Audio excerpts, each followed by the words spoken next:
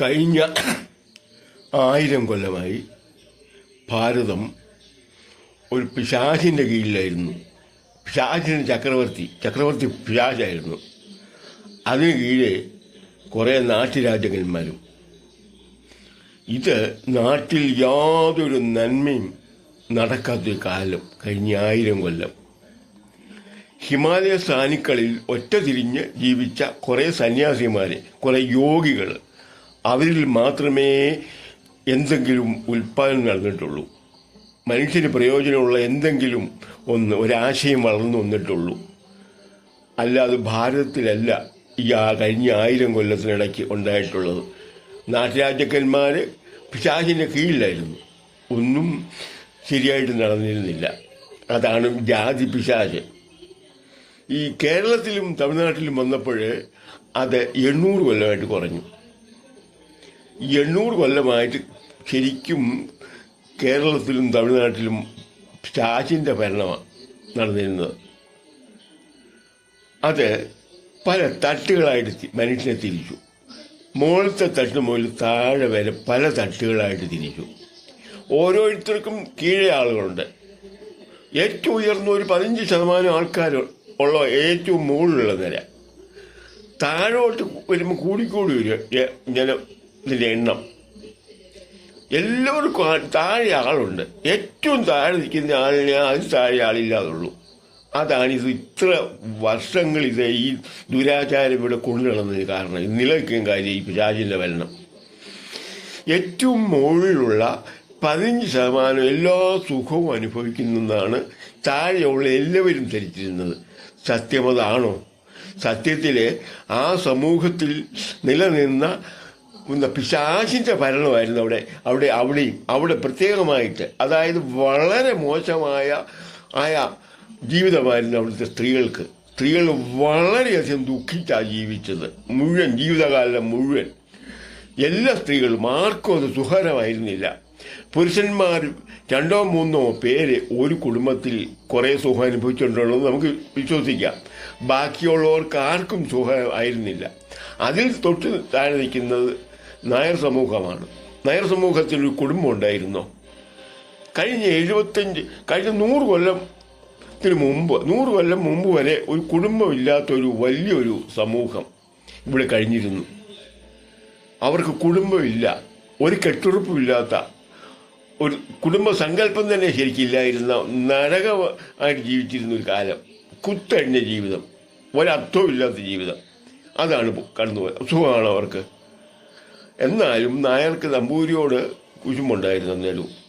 അതിന് താഴെയുള്ള നിരനിരയായിട്ട് ഒത്തിരി ഇനമുണ്ട്, ഒത്തിരി ജാതികളുണ്ട്.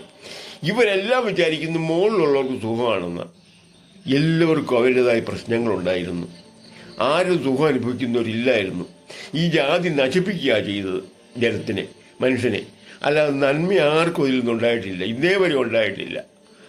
ഇത് ഒത്തിരി കാലം തുടർന്നു. 800 കൊല്ലം കേരളത്തിലും തമിഴ്നാട്ടിലും, ഭാരതത്തിൽ 1000 കൊല്ലം. നമുക്ക് ഭാരതത്തിലുടനീളവും കേരളത്തിൽ പ്രത്യേകിച്ചും നമുക്ക് പ്രത്യേകിച്ച് ശ്രദ്ധിക്കേണ്ട നമ്മളെ ഈശ്വരതുല്യരായ ആൾക്കാരുണ്ടായി ഇതിനെതിരായിട്ട് പ്രവർത്തിക്കാൻ. അവർ വളരെ കാര്യമായിട്ട് പ്രവർത്തിച്ചു. നാരായണ ഗുരുസ്വാമി, അയ്യൻകാളി, ചട്ടമ്പി സ്വാമികൾ, മന്നത്ത് പത്മനാഭൻ, ഇവരൊക്കെ ശരിയായ രീതിയിൽ പ്രവർത്തിച്ചു തുടങ്ങി ഇതിനെതിരായിട്ട്. അപ്പോൾ അതിന് വേണ്ട സഹായവും 75 കൊല്ലം മുമ്പ് നമുക്ക് ലഭിച്ചു. നിയമം നമുക്ക് വേണ്ടി മഹാനായ അംബേദ്കർ നിയമം ഉണ്ടാക്കി തന്നു, തുല്യ അവകാശം. ആ ബലം കൂടെ വന്നു കഴിഞ്ഞപ്പോൾ നമുക്ക് നന്നായിട്ട് മുന്നേറാൻ പറ്റി. ഇപ്പം നമ്മൾ കാര്യമായ മാറ്റമുണ്ട്.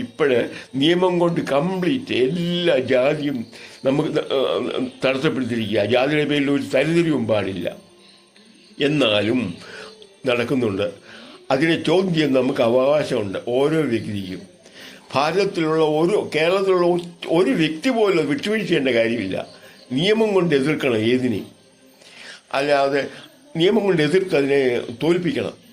ഒരു കാരണവശാലും പ്രോത്സാഹിപ്പിക്കാൻ പാടില്ല ജാതിയെ, ഒരു രീതിയിലും പ്രോത്സാഹിപ്പിക്കാൻ പാടില്ല. 21-ാം നൂറ്റാണ്ട് തികയുമ്പോഴേക്ക് ഇത് കംപ്ലീറ്റ് നമ്മളുടെ ഇടയിൽ നിന്ന് കംപ്ലീറ്റ് പോകുമെന്നുള്ളത് എനിക്ക് ഉറപ്പാണ്. കാരണം ഇപ്പം ഇത്രയും വ്യത്യാസം വന്നെങ്കിൽ മുന്നോട്ടുള്ള വ്യത്യാസം വളരെ സ്പീഡിലായിരിക്കും. ജാതി എന്ന് പറയുന്ന കാര്യം നമ്മളുടെ ചരിത്രത്തിൽ മാത്രമേ കാണാവുള്ളൂ. എല്ലാവരും ഒരുപോലെയാണ്, എല്ലാവരും സഹോദരങ്ങളാണ്. നമുക്ക് ജാതി വേണ്ട. അത് ഉറപ്പായിട്ടും നമ്മൾ അതിനുവേണ്ടി ശ്രമിക്കണം. ഇന്നും തമ്മിൽ ഇതിൻ്റെ പേരും പറഞ്ഞും വഴക്കും വക്കാണോ ഉണ്ടാക്കിക്കൊണ്ടിരുന്നാൽ നമുക്ക് മുന്നോട്ട് പോകാൻ പാടില്ല, പറ്റുകയില്ല. നമ്മൾ തമ്മിൽ ഈ ജാതിയും ഒക്കെ പറഞ്ഞുകൊണ്ട് ഇങ്ങനെ ഇവിടെ തമ്മിൽ തല്ലി ഇവിടെ കഴിഞ്ഞാൽ എങ്ങനെ മുന്നേറാൻ പറ്റും? നമ്മെ പഠിപ്പിച്ചതാണോ? നാരായണ ഗുരുസ്വാമി ആരെയെങ്കിലും കുറച്ച് സംസാരിച്ചിട്ടുണ്ടോ?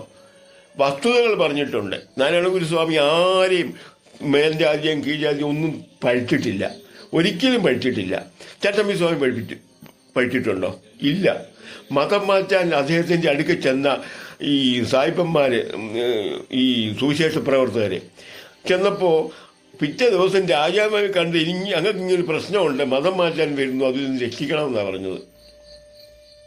അല്ലാതെ ഇവിടെ ഇപ്പം മേൽക്കോയ്മ അനുഭവിക്കുന്നവരെ ഈ പാങ്ങനുസരിച്ച് അവരെ ചോദ്യം ചെയ്യാമെന്നല്ല അദ്ദേഹം ധരിച്ചത്. അദ്ദേഹം മഹാനായത് ഇതുപോലുള്ള സ്വഭാവം മുഴുവൻ ഇങ്ങനെയായിരുന്നു. വളരെ വിശിഷ്ടമായ സ്വഭാവം വൈശിഷ്ട്യമുള്ള ആളാണ് ഈ അയ്യങ്കാളി. അദ്ദേഹം ആ മഹാനായ നമ്മുടെ കേരളത്തിൻ്റെ ഒരു മഹാസ്വത്താണ് അദ്ദേഹം.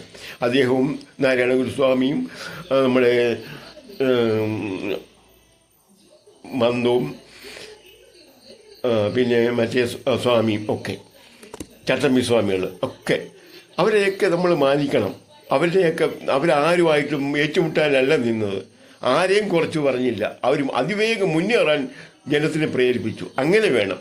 ഇപ്പോഴേ അല്ലാത്ത ചില തൊഴുത്തിക്കുത്തൊക്കെ കാണുന്നു. അതുകൊണ്ട് ഒരു വളർച്ച ആർക്കും ഉണ്ടാവുകയില്ല. നമ്മൾ തമ്മിൽ കുറ്റപ്പെടുത്തിയിട്ട് കാര്യമില്ല. കഴിഞ്ഞുപോയി, പറ്റിപ്പോയി. ആരുടെ കുറ്റമൊന്നും ആർക്കും പറയാനും വയ്യാത്തൊരു ഘട്ടത്തിലാണ് കാര്യങ്ങൾ മുന്നോട്ട് പോകുന്നത്. അങ്ങനെയൊക്കെ എങ്ങനെയോ സംഭവിച്ചു പോയി. സംഭവിച്ചത് പറഞ്ഞുകൊണ്ടിരുന്നു കഴിഞ്ഞാൽ നമുക്ക് മുന്നേറാൻ ഒക്കുകയില്ല. അതിൻ്റെ പേര് വഴക്കുണ്ടാക്കിക്കൊണ്ടിരിക്കാനല്ല നാരായണ ഗുരുസ്വാമി മറ്റുള്ളവരൊക്കെ പഠിപ്പിച്ചത്. നമുക്ക് മുന്നേറണം. നമുക്ക് ഒരു കാരണവശാലും ജാതി ഇനിയും നമ്മുടെ സമൂഹത്തിലേക്ക് ഒരു കാര്യത്തിനും കയറി വരരുത്. അത് നമ്മൾ പ്രത്യേകം ഓരോരുത്തരും ശ്രദ്ധിക്കുമ്പം അതെല്ലാം ശരിയായി വരും, ക്രമേണ ശരിയാവും. 21-ാം നൂറ്റാണ്ട് കഴിയുമ്പോഴേക്കും നമ്മൾക്കൊരു പ്രശ്നവും ജാതിയുടെ പേരിൽ ഇല്ലാതെ വരുമെന്നുള്ള എനിക്ക് ഉറപ്പാണ്. കാരണം ഇപ്പം തന്നെ എതിരാണ്, എല്ലാ മനുഷ്യനും എതിരാണ്. അതിനനുകൂലമായിട്ട് ആരും പറയില്ല. ആർക്കും ഒരു മനസ്സിലെങ്ങാനും ഉള്ളവരുണ്ടെങ്കിൽ പോലും പുറത്ത് പറഞ്ഞാൽ മനുഷ്യൻ വിടുകയല്ല വെറുതെ. അത് തന്നെ കാര്യം.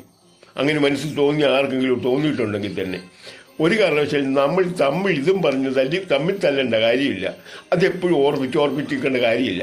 കഴിഞ്ഞു പോയി. നമുക്ക് മുന്നോട്ട് പോകുന്നത് എങ്ങനെയാണെന്ന് ശ്രദ്ധിക്കേണ്ടത്.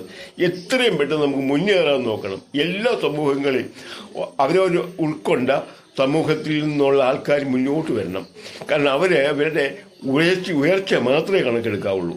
അല്ലാതെ പണ്ട് നമ്മളെ ഇങ്ങനെ ചെയ്തു എന്നൊക്കെ പറഞ്ഞു കഴിഞ്ഞാൽ നായരിവിടെ എന്തെല്ലാം പറഞ്ഞാൽ പറ്റും. ഒരു കുടുംബമില്ലാതെ 800 കൊല്ലം കഴിഞ്ഞു. ഒരു കുടുംബം മുന്നോട്ട് കൊണ്ടുപോകാൻ പറ്റാതെ 800 കൊല്ലം കഴിഞ്ഞു ഇവിടെ നായരിപ്പം നമ്പൂരിയെ കുറ്റപ്പെടുത്തിയിട്ട് വല്ല കാര്യമുണ്ടോ? ഇല്ല. അത് കഴിഞ്ഞുപോയി. ഇനി മുന്നോട്ട് ഏറുന്നത് മാത്രമാണ് ആലോചിക്കേണ്ടത്. എല്ലാ സമൂഹങ്ങളും അങ്ങനെ ആലോചിക്കാവുള്ളൂ. അതെപ്പോഴും ശ്രദ്ധിക്കണേ. ഒരിക്കലും നമ്മൾ തമ്മിൽ വഴക്കുണ്ടാക്കിയിരിക്കരുത്. ഇക്കാര്യത്തിൽ നമുക്ക് ഒന്നിച്ചു നിന്നാലേ വളരാൻ പറ്റുള്ളൂ.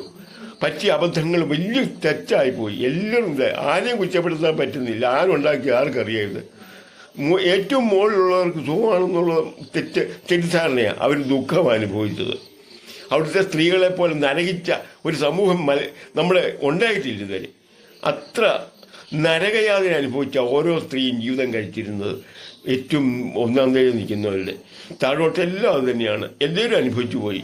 നമ്മളത് ഇനിയും അതും പറഞ്ഞ് തമ്മിൽ തല്ലല്ലേ, അത് മാത്രം ശ്രദ്ധിച്ചാൽ മതി. മുന്നേറാൻ എന്ത് ചെയ്യണം?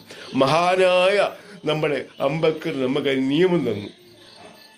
ആ മനുഷ്യനെ സ്മരിച്ച് നമ്മൾ സ്തുതിച്ച് ദിവസം ഒരു പ്രാവശ്യം അദ്ദേഹത്തിനെ ഓർക്കണം. എല്ലാവരും ഓർക്കണം. അല്ലാതെ ഒരു സമൂഹമല്ല, എല്ലാവർക്കും ഓർമ്മ വേണം അദ്ദേഹത്തെക്കുറിച്ച്. ആ രീതിയിൽ നമ്മൾ മുന്നേറണം. ഓക്കെ.